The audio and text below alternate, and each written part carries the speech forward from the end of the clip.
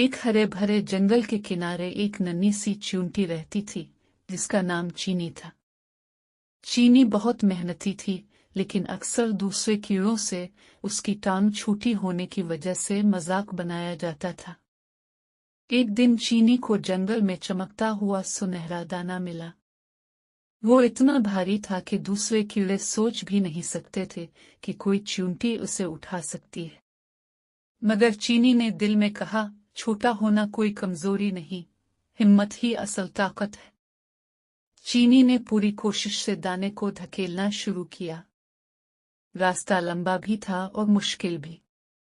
कभी कंकर रोक लेता, कभी घास की लकीर फंस जाती, लेकिन चीनी हिम्मत नहीं हारती थी। रास्ते में एक टिड्डी, एक घंटा और एक रंगीन तितली से घूरते हुए हंसते रहे।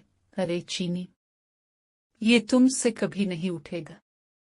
मगर चीनी ने जवाब दिया, अगर कोशिश सच्ची हो तो नामुमकिन भी मुमकिन हो जाता है। आखिरकार कई घंटों की मेहनत के बाद चीनी अपनी बस्ती पहुंच गई। सब चींटियां हैरान रह गईं कि इतना बड़ा दाना वो कैसे ले आए। चींटियों की मलिका ने चीनी को सराहते हुए कहा, आज तुमने साबित कर दिया कि हिम्मत हमेशा जीतती है। फिर अचानक वो सुनहरा दाना चमकने लगा और इससे रोशनी निकली। इस रोशनी ने पूरी चींटी बस्ती को रोशन कर दिया।